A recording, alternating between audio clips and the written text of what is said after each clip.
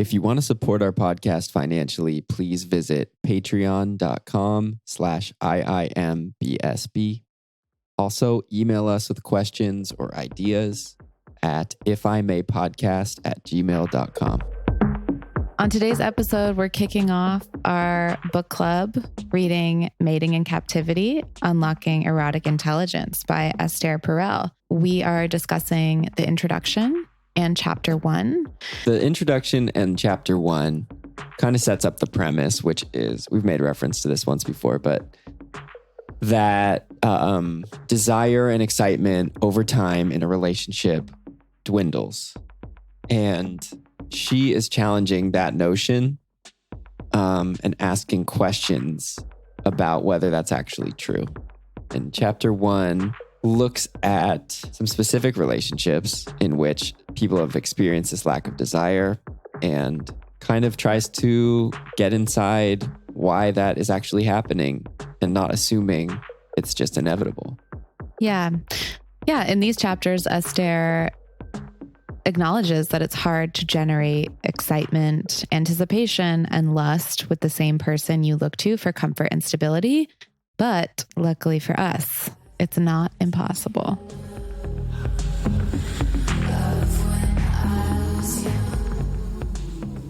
Welcome to If I May Be So Bold, a podcast about relationships. The ones we have with others and the one we have with ourselves. And given that Dan and I are a couple, you're going to be hearing about that relationship too. I'm Dan Epstein.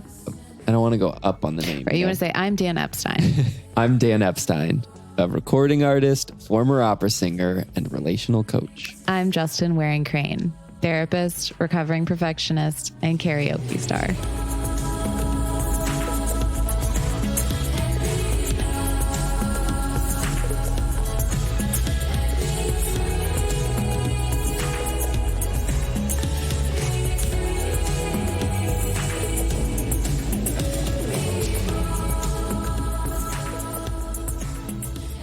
Okay, so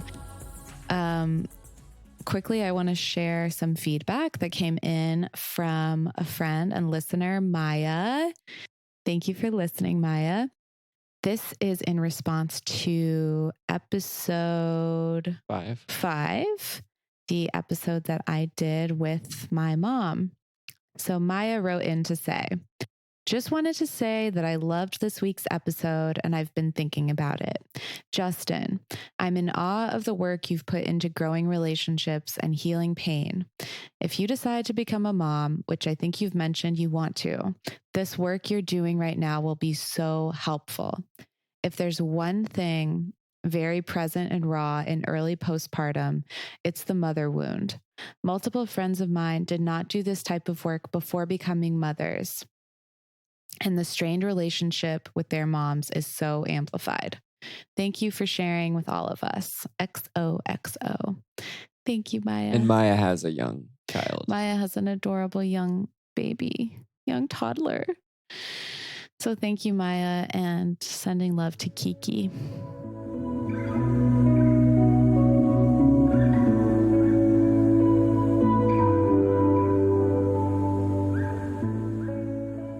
One of the world's most respected voices on erotic intelligence, Esther Perel offers a bold, provocative new take on intimacy and sex. Mating in Captivity invites us to explore the paradoxical union of domesticity and sexual desire and explains what it takes to bring lust home. Drawing on more than 35 years of experience as a couples therapist, Perel examines the complexities of sustaining desire. Through case studies and lively discussion, Perel demonstrates how more exciting, playful, and even poetic sex is possible in long-term relationships. Wise, witty, and as revelatory as it is straightforward, Mating in Captivity is a sensational book that will transform the way you live and love. So you and I made a decision that we're going to move in together. And, you know, we've made reference to the fact in the past that one of the fears that is shared fear for both of us is being in a stale relationship. being in a relationship that is kind of routine, too comfortable, too safe. And of course, then the decision to move in together is going to dance with that fear. So it makes sense to me that you proposed that we read this book before moving in together. So do you want to talk about like how you decided to propose that, or why you did? Yeah.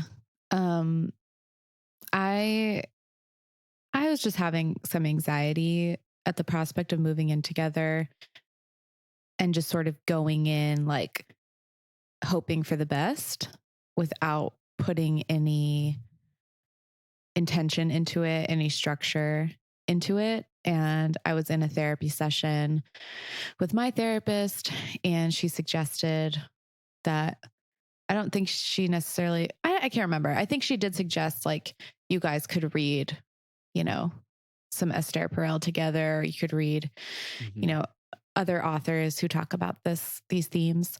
And it was just really clear to me from that therapy session that it wasn't just that I was going to say to Dan, like, maybe we could like read this book together. It was going to be like, in order to move in, like, I really need us to read this book together and like use it as a tool to nurture our relationship through this transition. Yeah, that's one of the things that I think is good about our relationship and that we met at the time in our lives that we met is like, yeah, I mean, we went to our first couples therapy session really early on. And this feels like consistent with that of like, it's not like there's this urgent issue happening, but we like recognize that, you know, it'd be helpful to have reference points and like a foundation for when things inevitably do get we go through periods of like feeling disconnected, maybe feeling, you know, lack of flow, lack of desire, stuff like that.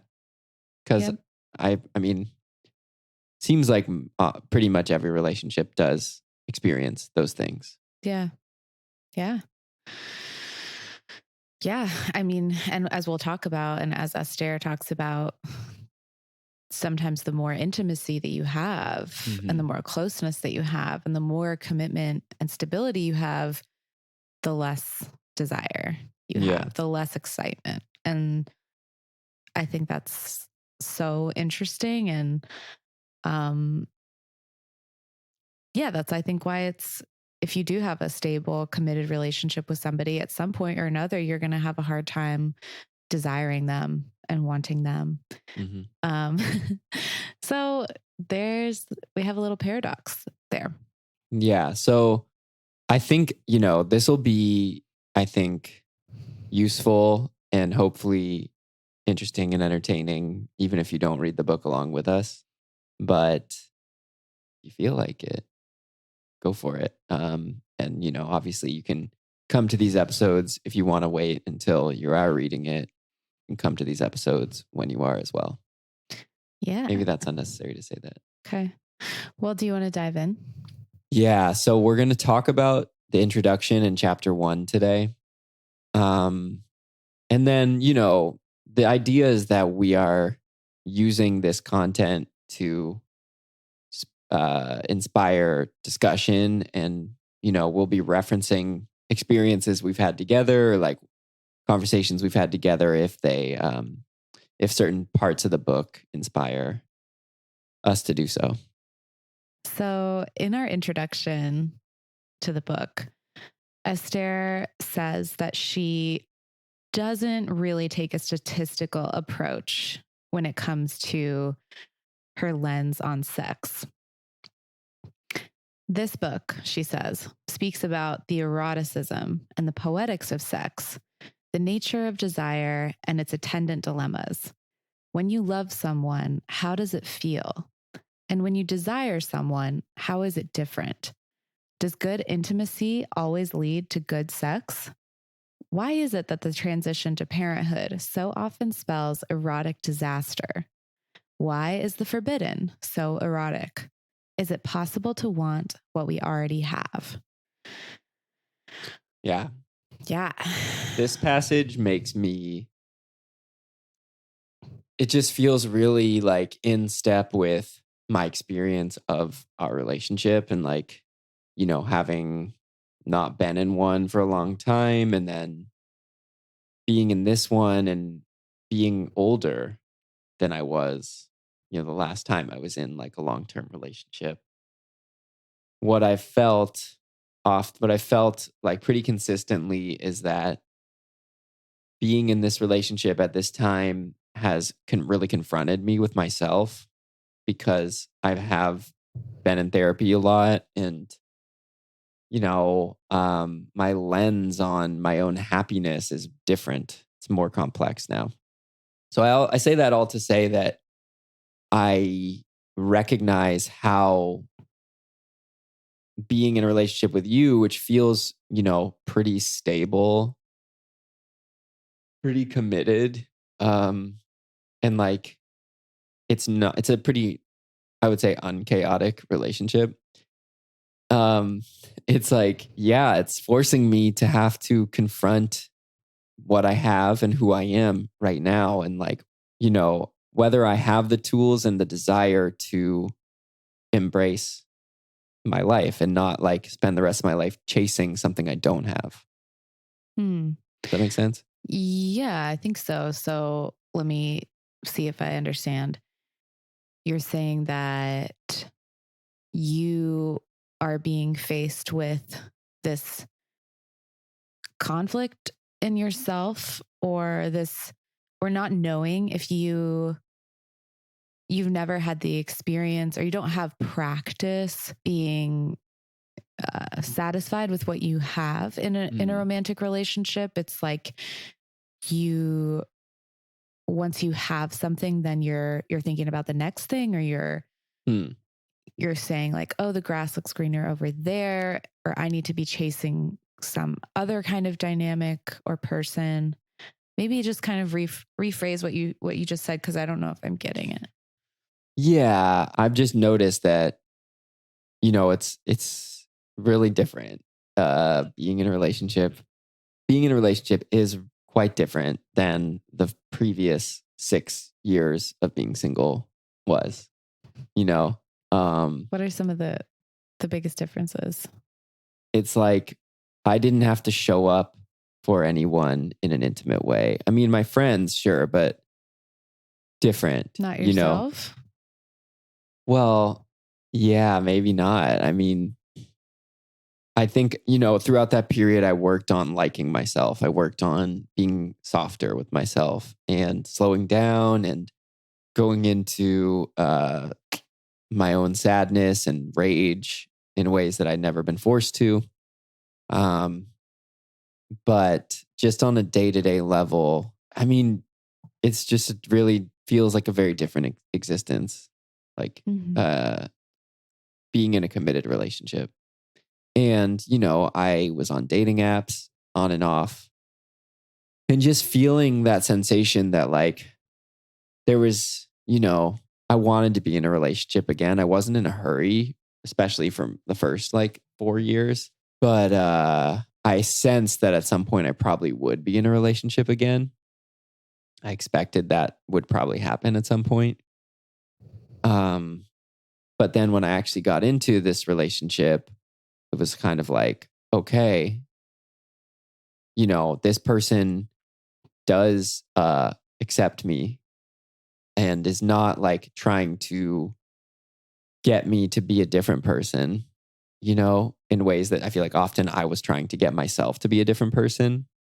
So I feel confronted in that where it's like, you're somebody who I do admire and I do love.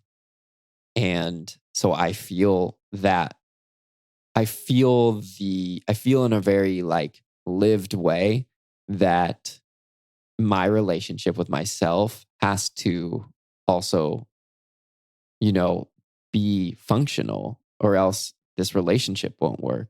And that's different. Mm-hmm. And, when there are periods of time where we aren't necessarily in flow or things aren't feeling like that fun or exciting, I feel confronted with that in a way where I'm like, okay, like this isn't about like going out and changing something externally. This is about investigating what's going on with me Mm-hmm. and whether I'm meeting my own needs in a way Yes. and stuff like that. And I think that, that concept of like, can you want what you already have makes me think of that. Mm. So you are seeing now that if something isn't feeling flowy or alive about the relationship, that maybe that's something, about our dynamic, sure. But you're also realizing that it's not like, oh, this is a problem with my partner. If only they would accept me for who I am, then everything would be okay. Yeah. Because it's like, I do accept you for who you are, and you know that. And so the call is then coming from inside the house of like, do I accept me? Do I desire myself? Right. Right. And there's like, when we've had, things come up that we needed to hash out, they've been things around that. Like I think about early on when you voiced concern that I don't like practice being playful. Mm-hmm. You're at the time in particular, I wasn't.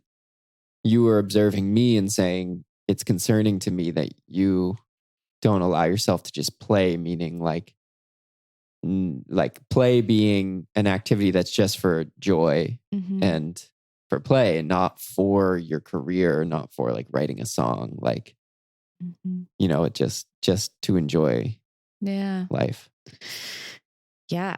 That was maybe one of our first conflicts. Yeah. And I remember just feeling like, ugh, like, yeah, I mean, that's true. And also, I don't know how to fix it. Yeah. It's cool like sitting here now and looking back on the relationship. We've only been together 2 years, going on 3 years. I don't know how to count. 2.5, probably. 2.5 years. So, I think saying I don't know how to count is really fun and funny. Okay.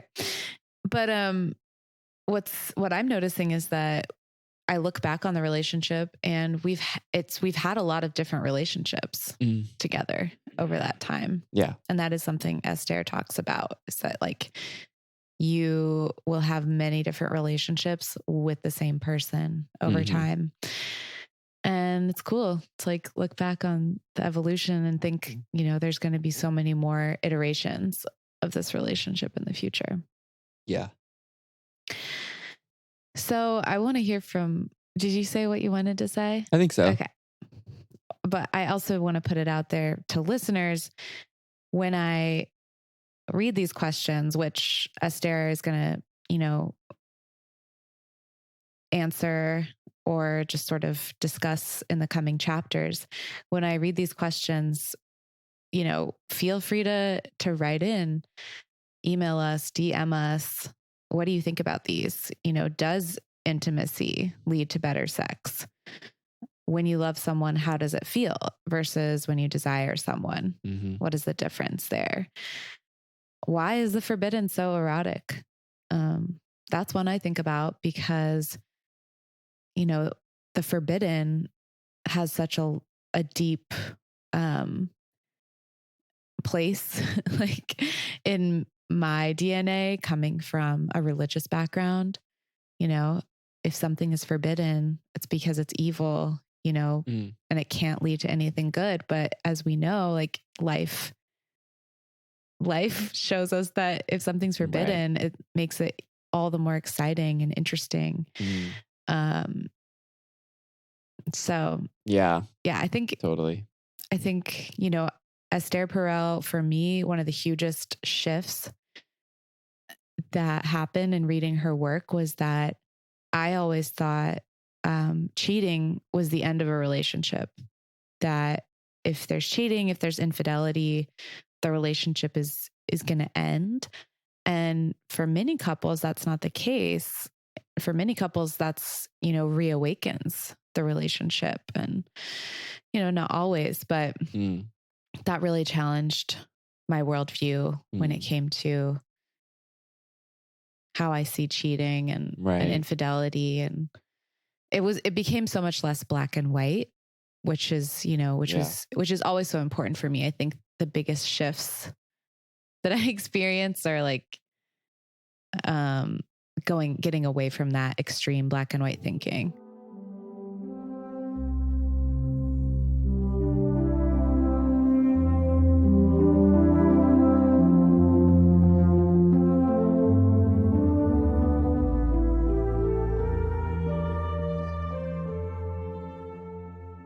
Yeah, what you're speaking about, I think, is a major part of what her work kind of represents in my mind. Like, her work sort of flies in the face of the norms that like we grew up with in terms of, okay, what like designates a good relationship? Like, all like you're totally consumed by your love for your partner. Your devotion looks like this. Devotion looks like you're number one. I would never, Your like, partner is number one. Yeah. If I express my attraction to other people, that is evidence of some dysfunction, Right. Where like now that sounds crazy. Yeah. To me. It's so, yeah, totally. I mean, I know that not everybody feels this way, but it's been surprising to realize that I feel this way. I feel that I want to flirt with other people and I want you to do the same, because it's like then you're experiencing your sexuality like as a man, and not just like my boyfriend.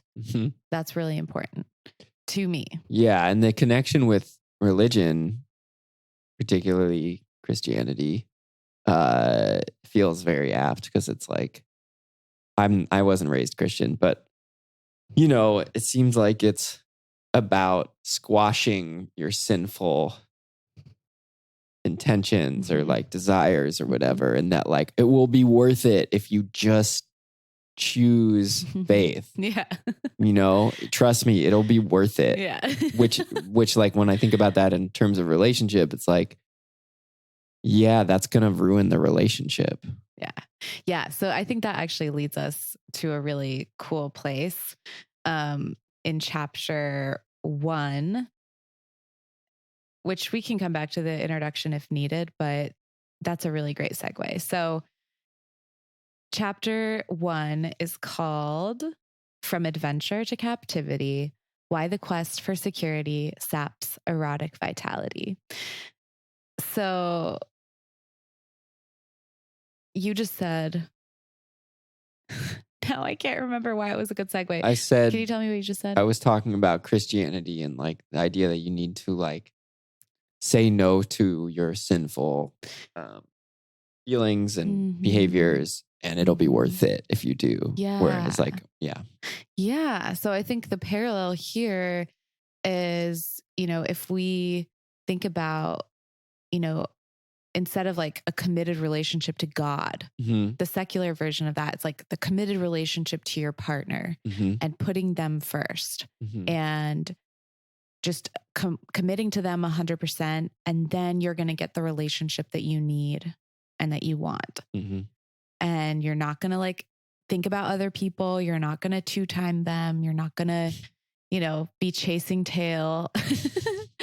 Oh God. And in the process of that, what actually happens is, in this quest for stability and commitment, you risk losing vitality and aliveness. Right. In the relationship and inside your own self. So this couple of paragraphs I'm going to read because it made me fall to my knees and was like a punch in the gut in the best way. So this is on page 9, chapter 1. A modern love story, the short version. You meet someone through a potent alchemy of attraction. It is a sweet reaction, and it's always a surprise. You're filled with a sense of possibility, of hope, of being lifted out of the mundane and into a world of emotion and enthrallment. Love grabs you, and you feel powerful. You cherish the rush, and you want to hold on to the feeling. You're also scared.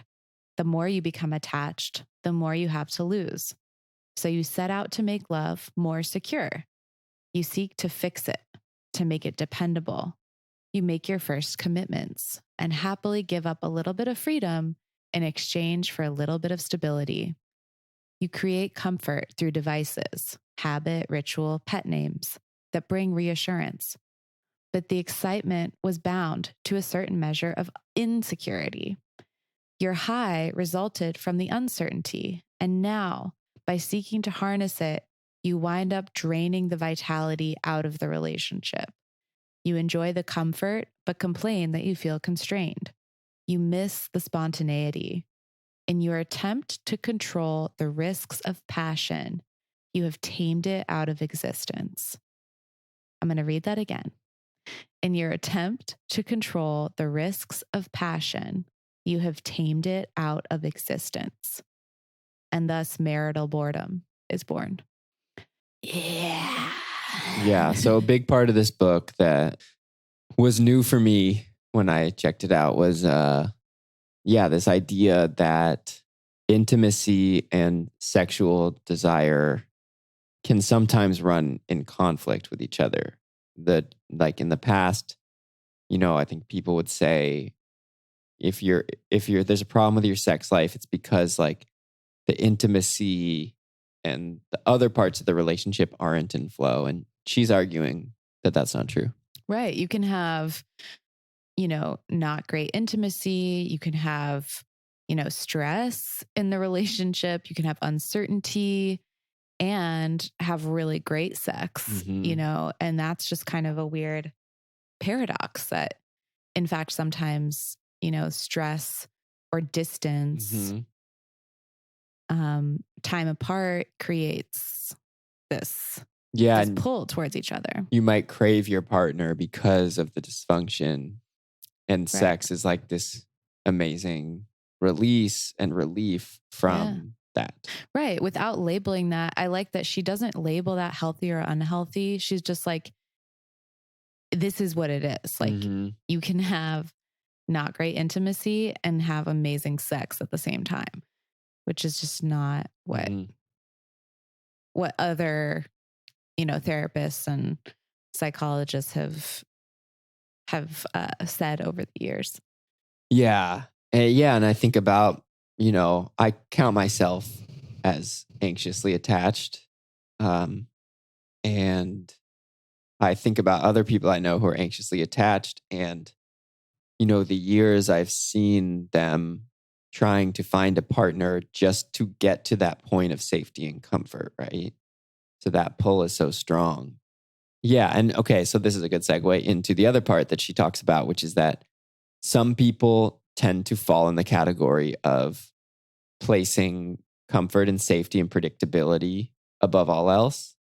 And other people tend to place adventure and desire and excitement above that.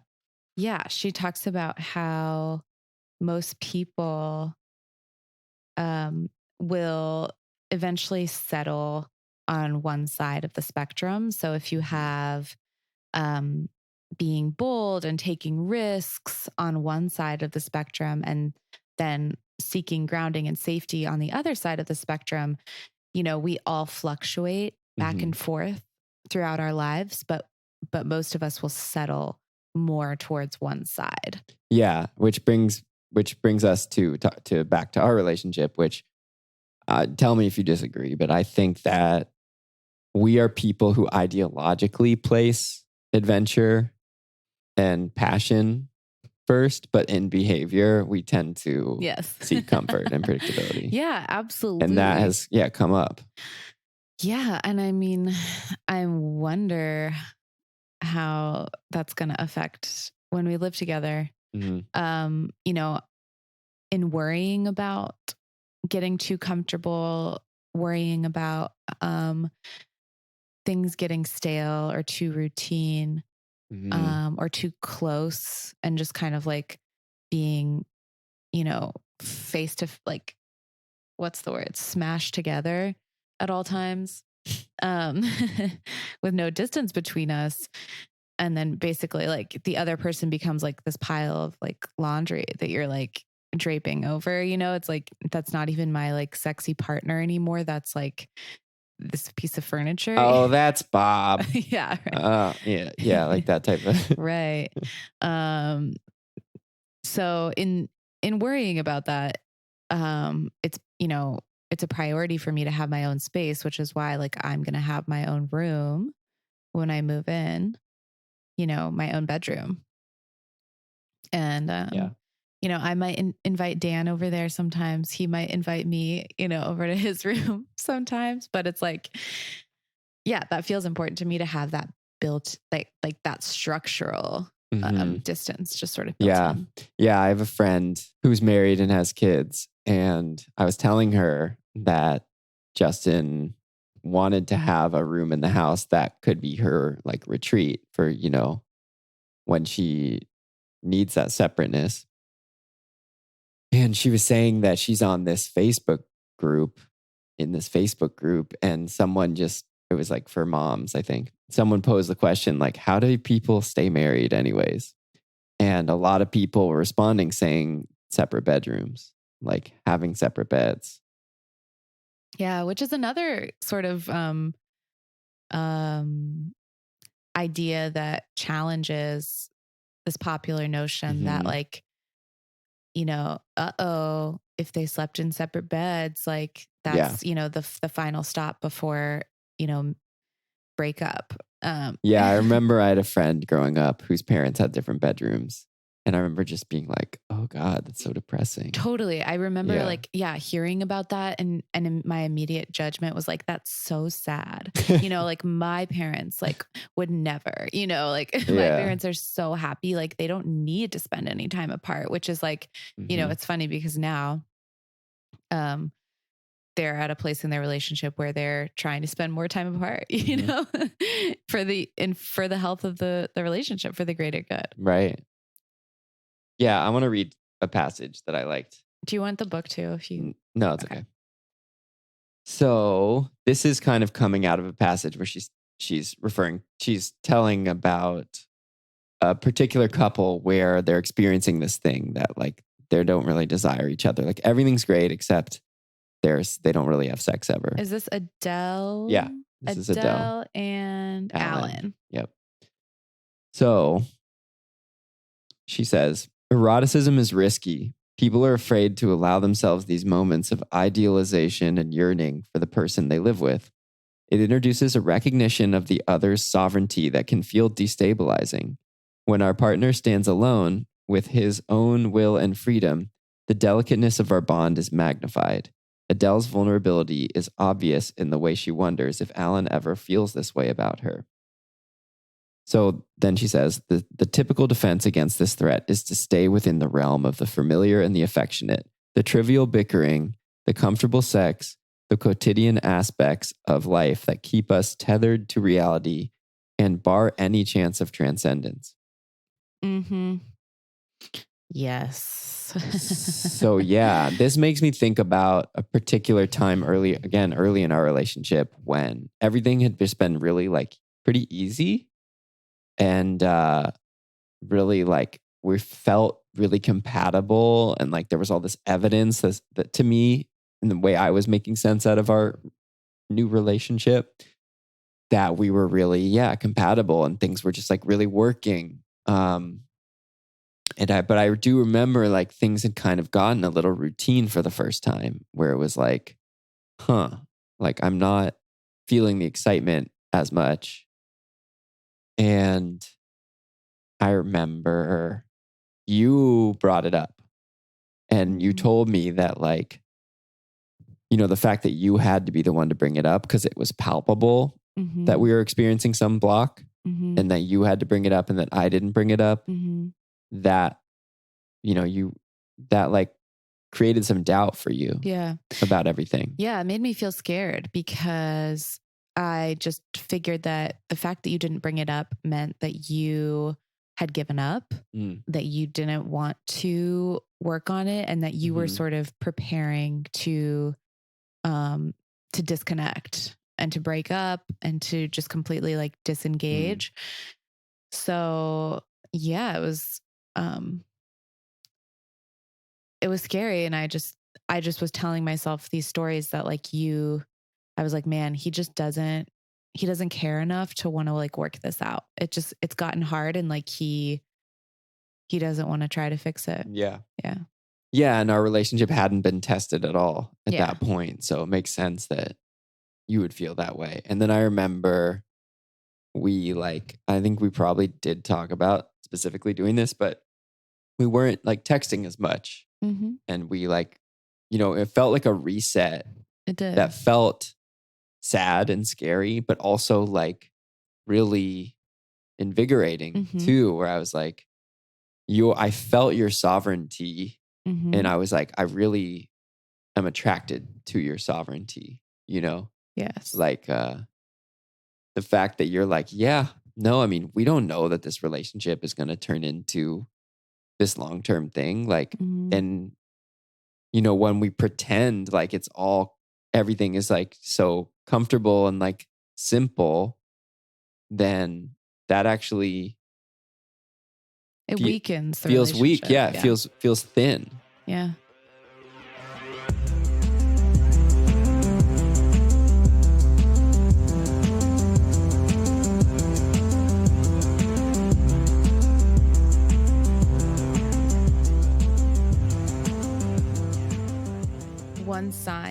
One way that I can tell if I'm starting to just sort of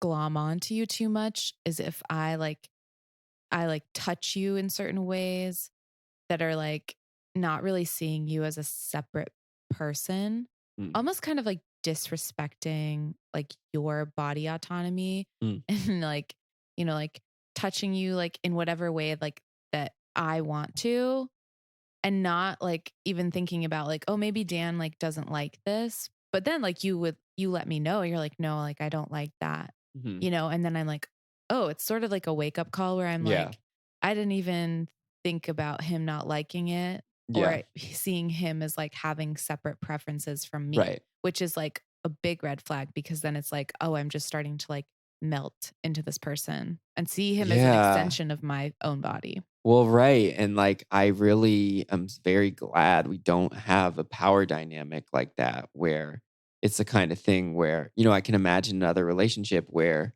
you touch me, I say no, you get insecure that I don't want physical touch from you, and you retreat. And then you make me have to come. You know what I'm saying? Like, I can imagine that anxious avoidant. Oh, yeah. And it's like not having that, or like having a level of trust where that isn't really coming up. It like allows for a trust in the relationship, and the fact that I can be like, no, like don't touch me right now, and that could be good for the relationship. That's really new for me. Me too. And it feels exciting to me. Yeah. Yeah. It's cool. It's really cool. And to think about like what other like revelations like that we're going to have. It's like, it gives me an image of like this ideal that we're making reference to, of like the traditional, like prehistoric model of like what a ideal relationship and like devotional relationship would look like, as this like porcelain sculpture, like this really delicate thing that you have to like be so careful not to shatter it. You know what I mean? Like it'll get shattered if one person transgresses or something. Right, That makes sense. right. Whereas like, I don't know what the image for this would be. A We're tree like or something, testing it. We're actually like testing it makes it stronger. Or like the Japanese thing with the plates where you put the gold glue and it's stronger. It becomes strong. Glue. Yes. Yeah, I like that imagery. Or like a tree, it's like over time, like the roots get stronger, go deeper. Trees are actually in community with other trees. Mm-hmm. You know, it's like Yeah, that's it cool. like sways in the breeze, but it doesn't break. So Yeah. yeah. Anyway, um, Well, do you want to talk about the thing about like keeping track of? oh, okay, yeah. So what does this tie into? Let me see where my anchor was in the book. Okay. So back in the introduction, Esther says, you know, I'm less inclined toward a statistical approach to sex, whether you're still having it, how often, how long it lasts, who comes first, and how many orgasms you have. Instead, I want to address the questions that don't have easy answers.